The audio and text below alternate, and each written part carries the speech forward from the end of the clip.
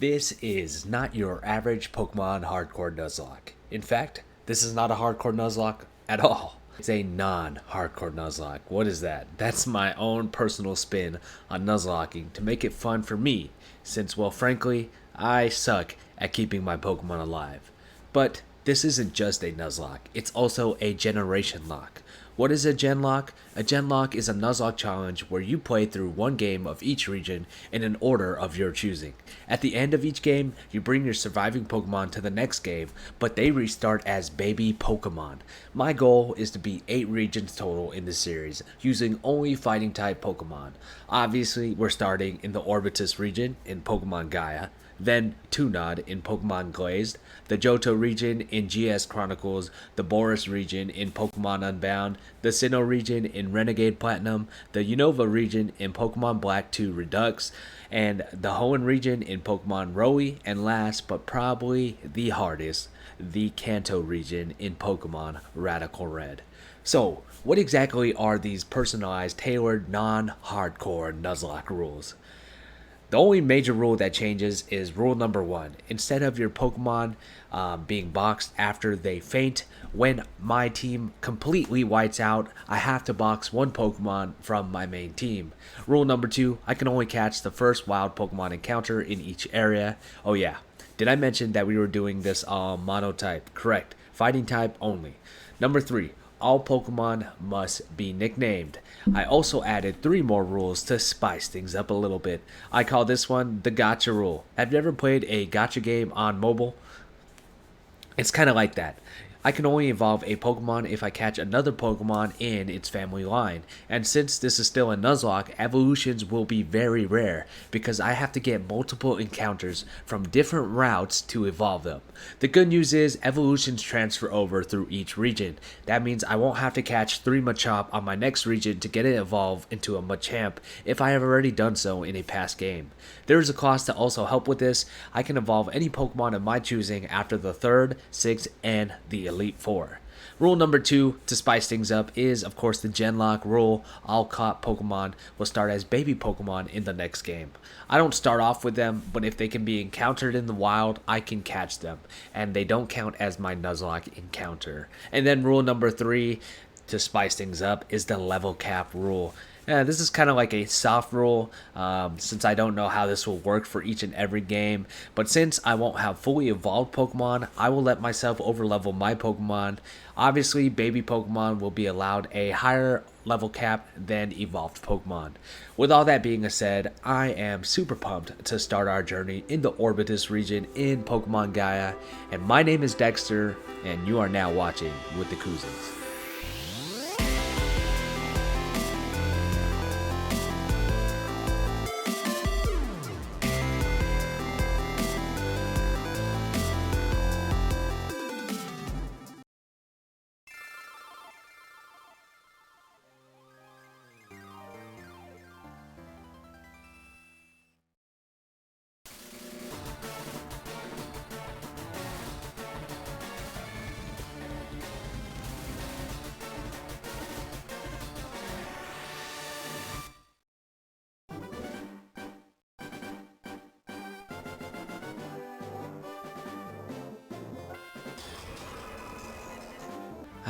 Salanto Town.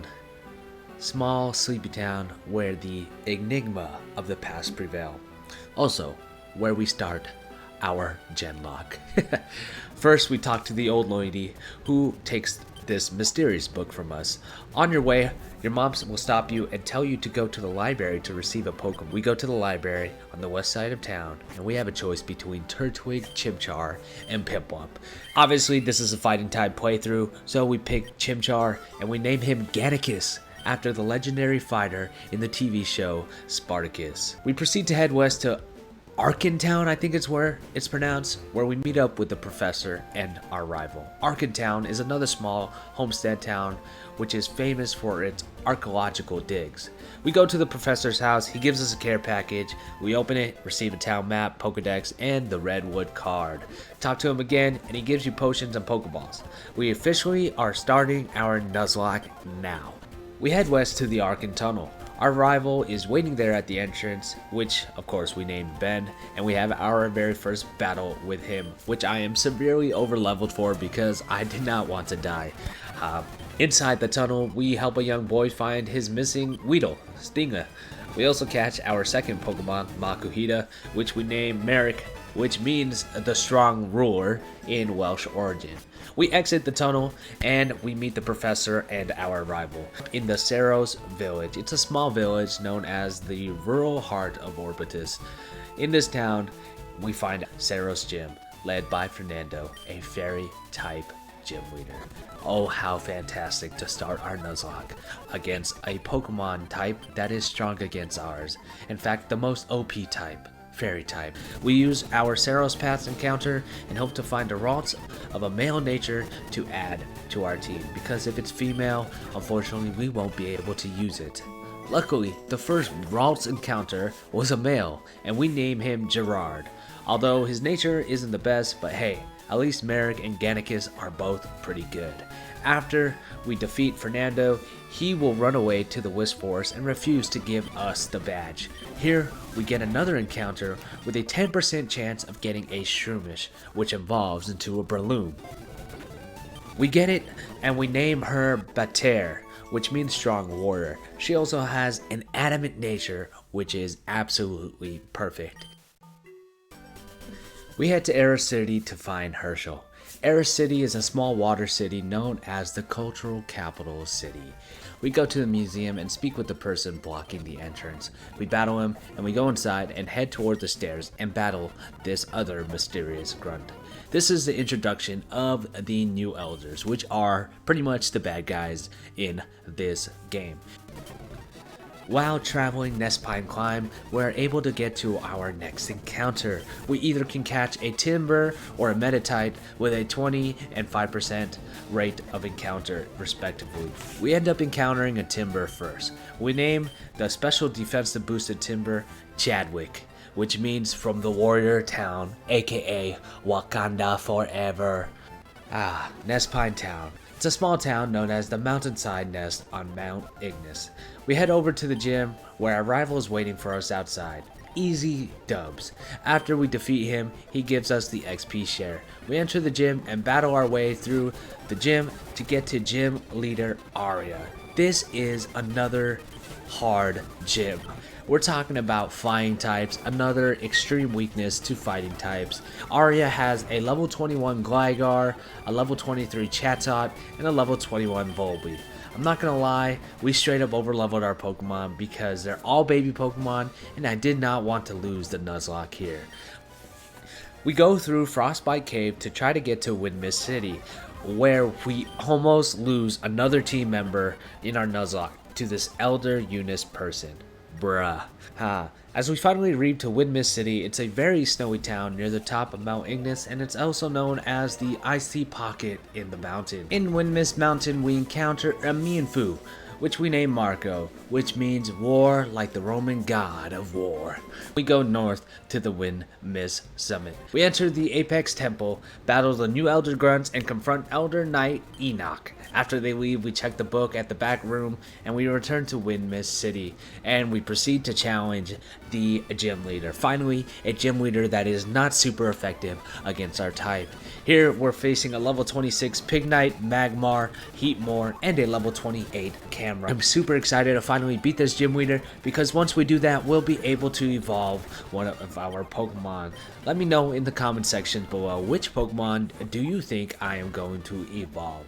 And Professor Redwood meets us at the exit of the gym. He lets us know his machine that revives fossils is finally working. Unfortunately, we can't use it in our Nuzlocke. Proceeds to Air City to catch the ferry to Sabalu Island.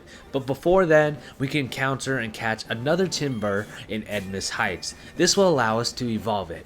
We also get to evolve one Pokemon of our choice due to the third gym badge being received. We decide to evolve Gannicus.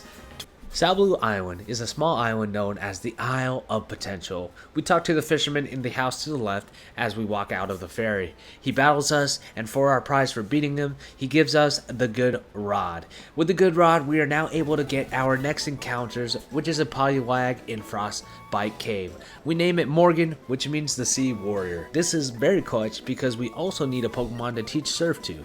We head to Salblue Tower and battle our way to the top to battle Successor Bell. After almost whiting out to Bell, we receive a Mega Ring. As you exit the tower, Salblue Cave will shake with an explosion and Regirock will exit the cave. Bell heals our Pokemon and asks us to check on the cave. Elder Knight Enoch will be at the cave entrance with Regirock and sends 2 grunts to battle us, and then we have to battle him.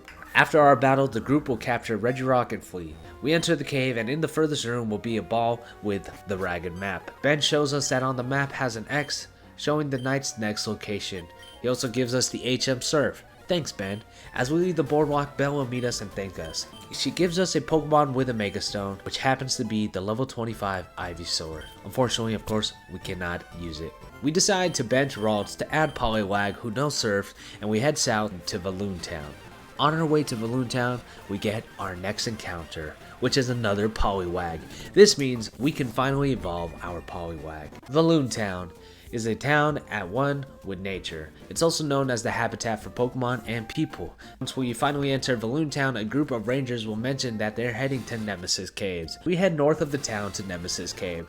Once inside, we keep heading to the northeast corner of the cave. In the back, we find a Lily tablet, kind of like the other one in the other town.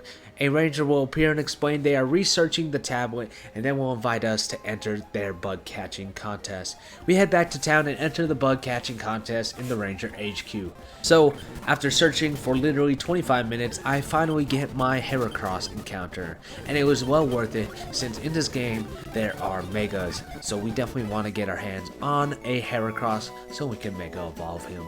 We are going to name our Heracross Herman, as in soldier, but since it's a female, we decide to name her Hermana. We head to the gym and challenge the gym leader Vernon, who's a bug type specialist with a level 34 Shuckle, Scizor, Masquerade, and a Mega Beedrill at level 36. Once we exit the gym, our rival meets us and gives us a gas mask to get through the Telmerk Swamp. We head east towards Telmerk City. Here in the Telmerk Swamp, we have the ability to either catch a Krogunk or a Mankey. We happen to encounter a Krogunk first and name him Tarok, which means protector in Indian. Before we battle Ben, he heals our team and we get ready to whoop him. Telmerk City is a very large urban city known as the Modern City on the Marsh. As we enter the city with Ben, we are approached by a biker named Akuto. He's the leader of the Mighty Hyenas, a gang who runs the city, I guess. The gym is closed up until we can deal with the Mighty Hyenas. We come across one of the bikers speaking to a woman. We defeat him and leave the house. After we do that, Akuto is waiting outside with his 2 grunt. We defeat both of them and Akuto, and he gives us the HM Fly. And before we face the next gym leader, we're going back to Nemesis Cave to get another Poliwag encounter, then to Salblue Cross to get a Wanderstone to finally evolve to a Poliwrath. We head to the gym and defeat Sid, the poison type gym leader.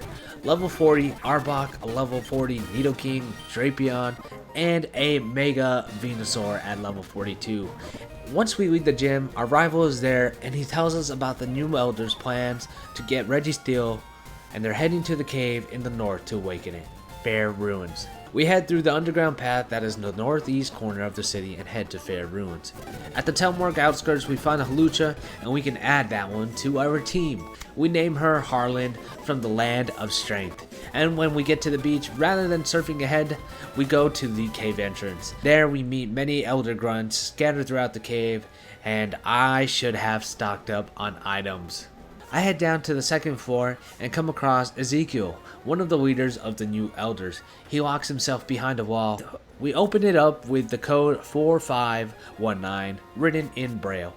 Ezekiel battles us once we enter the door, and that was my biggest mistake because I forgot to heal my Pokemon. Now we enter our first whiteout. Bruh, I have to decide who I should have benched. I finally decide to bench Marco, the Mienfoo, rest in peace, to our very first L. It was between him and Halucha, and even though I really like Marco better, I think Harlan will do better for us in the long run. Once we defeat Ezekiel, we get out of the cave and Ben is waiting outside. He heals our team. Wow, I really wish you did that before I battled him. He tells us that the new elders have all 3 of the Regis, Regirock, Regice, and Registeel. He mentions the new gym leader at Presamos Island and lets us know that he's going to meet us there. We head north and surf through the Presamo Strait and head to Presamo Island. Ah, the beautiful island is a vacation resort island known as the Sunny Resort. Will is the gym leader here. He's new to town but is a psychic gym leader, and we know him from being an Elite 4 member in Kanto. He has a level 42 Xatu, Executor, Metagross, and Jinx, and a level 44 Mega Slowbro. Since we receive our 6th gym badge, I have a choice of who to evolve. I decide to take Badier off the bench and evolve him since I know the next 2 gym leaders are Water and Ground. I think that he'll be an invaluable asset. Hermana the Heracross is low-key in the running for MVP on our squad. I forgot to mention this earlier, but after each and every single region that we play through, we are going to give an award to the MVP, the Underachiever, the HM Mule, the Late Bloomer, the Tactician Award, the Best Moveset, and we're going to tally up the amount of wipes that we had in the region and the total encounters that we have caught, as well as the evolutions that were performed. And if you're excited to find out which ones those are, make sure you leave a like and put a comment down below. Who do you think is going to be the MVP for this run? In honor of Hermana being in the forefront of our MVP race, we head back to Valoon Town and enter the bug contest and low-key break the rules and catch another Heracross, so that way we can get a Mega Stone. Go Hermana, go! When we defeat the gym leader Will, we head to the hotel on the east side of the island. Once we finish defeating everyone on the floor, the last trainer, who's waiting in front of the door that we need to get into, fights us and lets us into the boss's room. We fight the grunt in the room and we accidentally wake up the sleeping boss. And once we wake up the man we battle, he comes over and battles us himself. On the table is the tablet idol. It's supposed to be delivered to Astale City Lab, but since this man needs his sleep, I can understand he allows us to deliver it for him. He heals our team and then he heads back to bed. When we leave the hotel, we find Ben waiting for us outside, ready to battle. After our battle, he suggests heading to the diving tours. When the 2 of us get our tickets for the diving tour, the tour group leader will give us the HM dive. After diving down into the depths, we head west and get ready to reach Edashore Reach. Edashore Town. This town is a rocky, multi-level town with many unique outdoor shops and is the host of the Meteor Festival. Once we reach Edashore Town, we see all the villagers gathered in the northern part of town. We head to the town's main square and we find the villagers meeting for the annual Meteor Festival where Edashore Clefairy will perform the Meteor Dance. The ceremony is unfortunately interrupted by an earthquake. The town elder asks us to convince the Clefairy to finish the ceremony. The elder asks us to check on the Cosmic Caverns for it. We head south, back to the Cosmic Caverns, and enter the cavern floor with the gem path. We head to the northern part of the floor where we find a cave entrance of the back wall. We enter, the Clefairy is startled and moved, and we proceed to complete the super annoying Pokemon puzzle.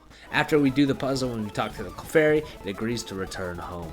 We return back to town and the festival is over. The elder gives us a Master Ball and thanks us for finding the Clefairy and saving the ceremony. After checking out the shops in the town, we head east to the Gyarados Bridge and battle our way across. When we reach the other side, we finally reach Atsail City. Atsail City is a large port city connecting Orbis with the world. In our case, Tunod, because that's the next region we're going to go to. Once we reach the city, we head to the gym to defeat the gym leader, Marina. She has a level 45 Quillfish, Kingdra, Pelipper, Jellicent, and a level 48 Mega Gyarados, which absolutely murdered us. Because we completely wiped it out, we had to get rid of one of our main Pokemons from our team, and I decided to get rid of our boy Chad. Unfortunately, in this region, no Wakanda is forever. We head to the laboratory and speak with Marina, and she takes the tablet idol from us. Once we exit the laboratory, Ben is waiting outside. He explains that he defeated a suspicious looking person outside the At Sale cold storage and asks us to meet with them there. We battle our way through the trainers to meet up with Ben, and he lets us know that the grunts can't open the door without the forklift key, and it'll be like finding a needle in the haystack. Oh my goodness, not another stupid puzzle that I have to solve. Luckily, this one's pretty easy. We just go to the north of the city to Lomas Fields, and we look at the hay bale to find the key card. We return to the cold storage and move the forklift with the key. The grunts will move the forklift, and we continue through the cold storage. We head straight to the left, then down, and we see Ben. We both go in hiding behind the crates to listen to the Elder Knights meeting. The Elder Knight leaders are meeting with Morgana. Their leader Morgana explains they will be beginning the final stage of their plan at Ignis Roost. As me and Ben exit the cold storage, we meet Professor Redwood and Marina. Ben suggests that we go all the way up to the Apex Temple to pursue them. Me, Marina, Professor Redwood, and Ben arrive at the Apex Temple to see that it is much snowier than it was before. Morgana will arrive and battle with us. While we were battling Morgana, her team has infiltrated the Astale laboratory, the tablet idol, in order to retrieve Regigigas. The exit to the temple collapsed after our battle, so we have to find the secret exit. We talk to Marina, who is at the back of the wall, and she will use her Gyarados to open the tunnel. We follow the path and we find the cave exit, which is when the others will catch up to us. Marina explains that the Elders of Orbutus has sealed Regigigas away. The move Molten Rays is needed to unlock Regigigas, and the only person who knows that move is the current champion of the Orbutus Reach, Herschel. She explains that we can learn the move from Herschel after we obtain the 8th gym badge from Lomas Town. Lomas Town is a fairly large farming, known as the agriculture engine of Orbutus. When we arrive to town, we head to the gym leader and battle Richer, the ground type gym leader. After beating him, we exit to Eiko's Canyon, and our rival catches up with us, heals our team, and we proceed to battle Ben and beat him, just how we normally do. Eiko's Town is a quaint town which serves as the last stop before the league. Along the Victory Falls entrance to the Victory Road, this town is also home to Herschel, the Pokemon League champion. When we enter into town, we head directly to Herschel's home. Herschel explains that he will not teach us the Molten Rays move. Me and Ben leave the home, and a large earthquake occurs. Ben comments that it seems like it came from the Ignis Valley and suggests that we both investigate. Now that we're in the Ignis Valley, we can finally get another encounter. It's either Machoke, Throw, or Sock, and we catch a Machoke and name him Spartacus. We come across the Elder Knights and Morgana, and the 3 Elder Knights standing before a large tablet. She sends him to guard the other 3 tablets that we have come across in our journey. She then proceeds to battle us. After we defeat her, we realize her Salamence knows the move Molten Rays. She explains the tome that we gave her at the very beginning contained the information to learn the moves. Morgana will use her Salamence on the Holo tablet, and she breaks the seal. Herschel appears, of course, after the seal is broken and teleports us back to the home. He explains Morgana will have been transported to the chamber of the Gaia, and that there are 3 pieces that make up the second key tablet. Ben suggests that the other 3 tablets that we have seen may be those pieces. Herschel will give us his Alakazam, who teleports us to each of the tablets to activate them. We battled Eunice at the Royal tablet in Arkentown. Enoch will be at the Tangrowth tablet in Saros, and Ezekiel was at the Lily tablet in Nemesis Cave. We head back to Herschel's house after we gather all 3 idols, and he constructs the tablet idol. He informs us that the Elders of Orbutus had left a final failsafe, but it is located at Cattle Surf Island.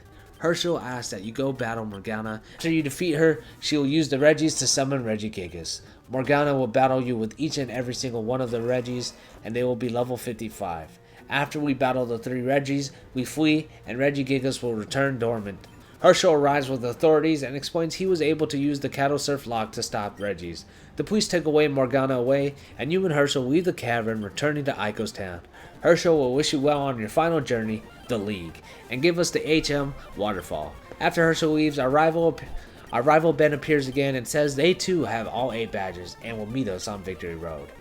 Victory Road is a long, beautiful path featuring an autumn-like setting full of trainers. As we approach the last waterfall, Ben arrives and he appears for our final battle. And how do you think it turned out? Of course, we whooped his cheeks. We arrive at the Pokemon League and we get ready to prepare, and we stock up with all the items. The Elite Four member Nicola, which is an electric type leader, Elite 4 Knight, which is a dark type leader, Elite 4 Kara, which is a fighting type leader, and Elite 4 Leaf, which is the grass type leader. After we defeat every single one of the Elite 4, we battle the champion Herschel. This one is pretty scary because he has a level 60 Mega Salamence. Lead off with our Batier, and he leads off with Wailord. Easy KO with the Seed Bomb. He sends out a Mount Swine, which we knock out with a Mach Punch. Alakazam comes out and we sacrifice Tarek. We decide to bring out Heracross, Mega Evolve him, and use Shadow Claw for the easy KO. And then this is when things start getting difficult.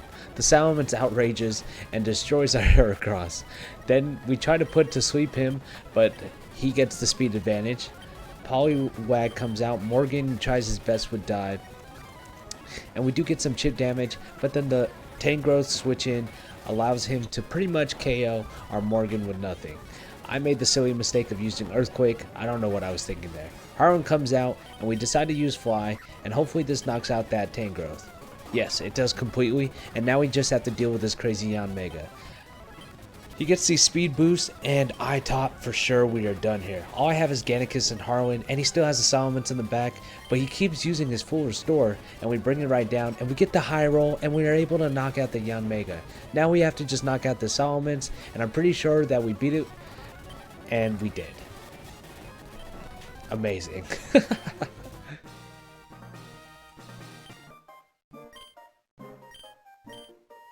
Congratulations to us, we are now the Orbutus Pokemon Champion. Thank you to all of the creators of Pokémon Gaia that made this game very fun. Okay, time for the awards. Our MVP has to go to Mega Heracross. A close second would have to go to Hawlucha. Our underachiever achievement goes to Krogunk, who was hard carried throughout the entire game. We got our HM Mule, and for me, it's a tie between our Monferno and our Poliwrath. Our Late Bloomer award goes to Breloom because once we finally were able to evolve it, it did pretty well on the team. The Tactician award goes to normally the Pokemon that had the best moveset. And if we were to look about the best moveset, it would probably be Breloom. But honestly, Heracross was just able to hit so many different Pokemon with its super effective moves and just had so much flexibility. So I'm going to have to give it to Heracross. The amount of wipes that we had in this region was 2, which means that we had to let go 2 of our Pokemon. Unfortunately, that was our Chadwick and our Mienfoo, which was named Marco. Our total encounters caught were 11. We got a total of 3 evolutions in this generation, which was our Poliwhirl, Poliwrath, and our Girder, plus Monferno, and we successfully completed 1 region in our generation lock, the Orbutus region, which I think was probably going to be the easiest region for us to beat, was finally done. Next region we're going to go to is Tunod in Pokemon Glazed, and I'm pretty excited to play Pokemon Glazed because it has been so long since I played it. So if you're looking forward to watching that video and continuing our Genlocke through the next generation, make sure you hit that like button and that you subscribe so that way you don't miss a video once it comes out. Again, my name is Dexter, and thank you so much for watching with the Cousins.